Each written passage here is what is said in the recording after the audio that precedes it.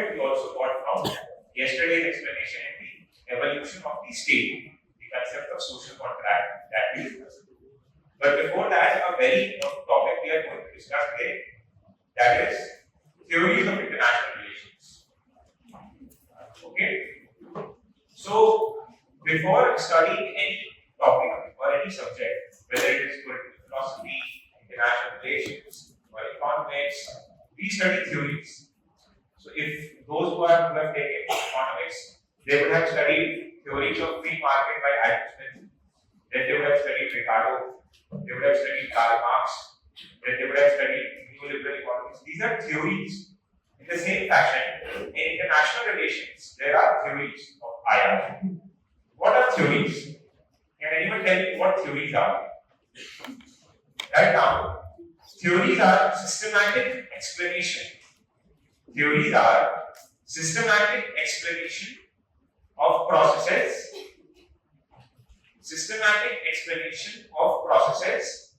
trends, and events. Theories are systematic explanation of processes, trends, and events. So what happens is that, let's say an event A happens, event B happens, event C happens.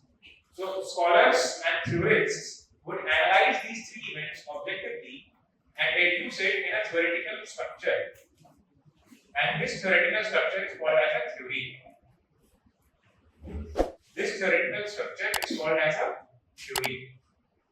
So in international relations, what we do, that we analyze the trends in foreign policy, in global events, and we try to theorize them so that we can systematically explain them across.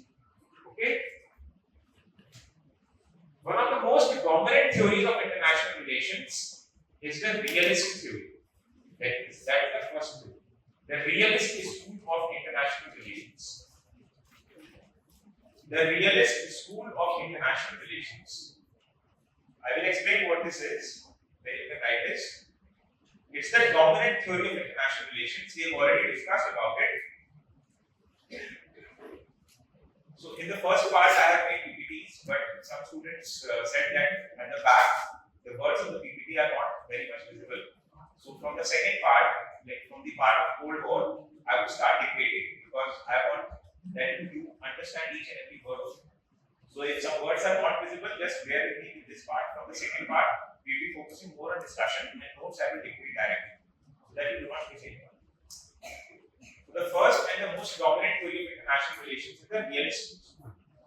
Now, what does the realist school say? We discussed it in the first class. The realist school of international relations argue that in international politics, the states contest for power. Power is the means and power is the end. The only aim of the state is to expand their comprehensive national power. So they focus on ubiquity of power. I'll zoom this out. They focus on ubiquity of power, prevalence of power, competition, and rivalry as fundamental nature of international arena. What is this term ubiquity? Ubiquity is an English term. Ubiquity means everywhere. So air as in hava, oxygen is ubiquitous. It is everywhere. So in the same fashion, the realist school argues that power is the fundamental nature of state politics, and there is ubiquity of power across the world. All countries, all nations, all states contest for only and only power. There is prevalence of power, competition, and rivalry as fundamental nature of international arena. There is another keyword, write this statement and then write the second point, which I have not mentioned here. Power is equal to a zero-sum game. Zero-sum game. What is a zero-sum game? Zero-sum game means that if there are two actors in an arena, A and B, then if power of A increases, the power of B decreases. If power of B increases, the power of A decreases. There is no win-win situation. The power is a contested concept. For example, if there is US and China, the power structure is such that if US's power increases, China would perceive that its power is decreasing. If China's power is increasing, US would perceive that its power is decreasing. Why? Because power is relational. This is the third point. Power is relational. Power is not something that is related to only one state. Power is always relational. Power is comparative. India is powerful in comparison to Pakistan. China is powerful in comparison to India. So power is a relational concept. It is a zero-sum game, which means that if power of one actor increases, then other actors perceive that their power is declining. This is the realist school of international relations. So what does the realist school argue? The realist school focuses on the ubiquity of power, the prevalence of power, competition and rivalry as fundamental nature of international arena. Power is relational in nature and power is a zero-sum game. Now there are certain assumptions of the realist school. What are these assumptions? First point, these are the assumptions. The first point is that states, which means the countries, are rational actors which act only in their self-interest, that is national interest. So national interest, which we have discussed in detail in the previous class, is a concept of the realist school only. They perceive states as rational actors. States think rationally, logically, and they believe in their own self-interest. Second, states aim to secure their survival and security. This is also something we have studied, that every state's first and foremost priority is their survival. If the states perish, like Pakistan failed to ensure its survival in 1971 because a major chunk of Pakistani territory separated from Pakistan, then that state is not powerful. States aim to secure their survival and security. This is the second assumption. And the third assumption, and one of the most important assumption in the realist school is that this is international, this is not internal. International arena is anarchic in nature. International arena is anarchic in nature, which means that there is lack of international authority. There is lack of international authority. This also we had discussed in the previous classes. What happens is that let's say there are state A, B, C, D, E, F. Now these states are in conflict with each other, and these states undertake arms race, power acquisition, contest through wars, because there is no international government. There is no international government that can keep a check on these states. There is no international government that can keep a check on these states, because international arena is anarchic. There are states, there is no United Nations organizations as much powerful that can control all the other states. If UNO could become an international government, then the realist school would become dead. But because this is not the case, there is no international government, there is only states, there are only national governments. The international state is anarchic. Anarchic comes from the word anarchy. Does anyone know what the term anarchy? You would have studied in political science. Anarchy means that there is lack of any external control. There is no state, there is no government, there is complete anarchy. So if you go to the areas of Chhattisgarh, Jharkhand, Odisha, where there are nexus, they are considered to be anarchic in nature, because their philosophy is that the state is exploitative, and therefore we want a system where there is no government and people are completely free. But they fail to realize that without the state, without the government, the chaos would increase, violence would increase, and we would go back to what Hobbes had called the state of nature, where everyone is brutish and everyone is fighting war and there is violence and death. So because nationally we have a government, in India we have a government, in US there is a government, in Sri Lanka there is a government, but across the world there is no common government. So the states fear that other states trying to take power from them. And as a result of this, they increase their own power to protect their security and survival. And since the international arena is anarchic, there is no international authority. This forces the states to undergo expansion of power. This forces the states to undergo expansion of power. Okay? So there are three assumptions of the realist school. States are rational actors. They act only in their self-interest, that is national interest. States aim to secure their survival and security. International arena is anarchic, which means that there is lack of international authority, and this forces the states to undergo expansion of power. Again, this is a quotation which was by Henry Kissinger. I had given in previous class also, and he is a pioneer in the realist school. There are no permanent friends and permanent enemies. There are only permanent national interests in international arena. There are no permanent friends and permanent enemies, only permanent interests. Now, this is another important point.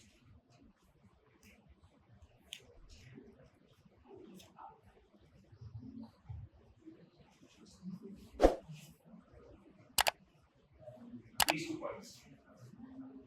Ideology is used by states to mask their real intentions.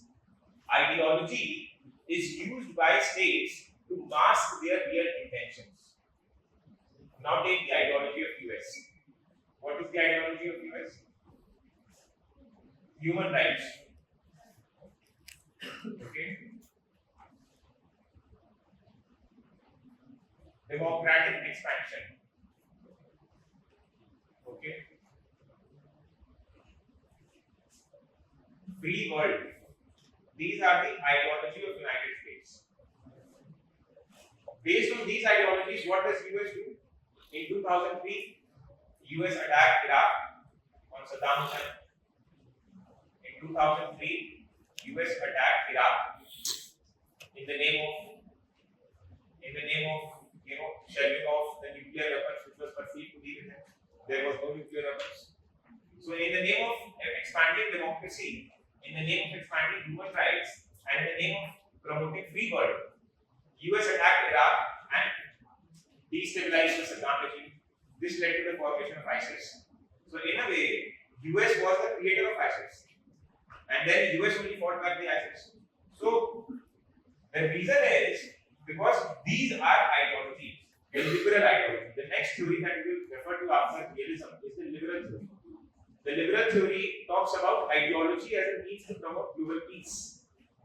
But the realist school argues that these ideologies are nothing but states' approach to mask. Mask means hide their real intentions. What are their real intentions? Expand power. By attacking on Iraq, US actually wanted to control the oil wells and the oil reserves of Iraq. The US wanted to ensure that Russia has limited control over Syria and other places. The same thing happened in Syria in 2011. US tried to, destabilize the Bashar al-Assad regime in Syria. Continues to do this till today. Has failed to do so. The same is happening in case of, Iran also. There was a very famous revolution that took place in Iran in 1979. There was a democratic government that was there in 1950s, and the US overturned that government and installed its puppet government in Iran, and that puppet government was then removed by the Iranian revolution, and therefore the Khomeini's Ayatollahs came to power. So in the name of ideology of human rights, democratic expansion, free world, US tries to expand its power.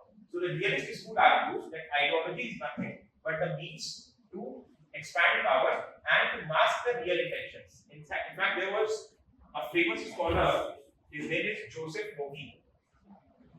Joseph Mogi. He said that countries deliberate on ideologies essentially in order to pursue what he called as quasi negotiations. QUASI, negotiation, NGOTIATION. So he said that all these United Nations and United Nations Framework Convention for Climate Change and all these negotiations are actually quasi-negotiations. What is quasi? Fake. There is no real sense of it, because the countries will never ever act on anything until and unless it is in consonance with their national interest. If anything is against national interest, even if it is in favor of global peace, the countries would not do that. Now Donald Trump has come back to power. Okay, there is high possibility that he will withdraw from the Paris Climate Agreement. Now Paris Climate Agreement is very much in favor of global peace. Without climate, we are not able to survive. We only have one Earth, and we will see. We are already seeing the deleterious impact of climate change. But despite this, there is a high possibility that Donald Trump would exit from the Paris Climate Agreement. Now he is not a dumb person. He is a politician. He knows very well whatever he is doing.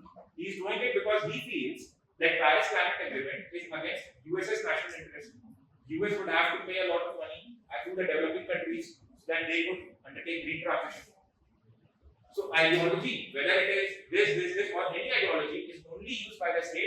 mask their real intentions. And therefore, pragmatism is the ethics of politics. This was also said by Machiavelli that politics and ethics are different. There is only one ethics of politics, and that is pragmatism. There is only one ethics of politics, that is pragmatism. What is pragmatism? Pragmatism essentially means highly practical attitude towards anything. Highly practical attitude towards anything. Not getting emotional about ideology or good or bad. If anything is bad, but if it is in my interest, I will do it. This is called pragmatism. So they argue that pragmatism is the ethics of politics. See, ethics of international relations is very different from ethics of personal life. In international relations, sometimes that way everything is fair involved. It is said everything is fair in love and war. So everything is fair in international relations. And therefore, international relation has its own autonomous rules. This is international. International relations has its own autonomous rules. Has its own autonomous rules. Independent of rules. Independent of rules followed by the state. International relations has its own autonomous rules. Independent of rules followed by the state.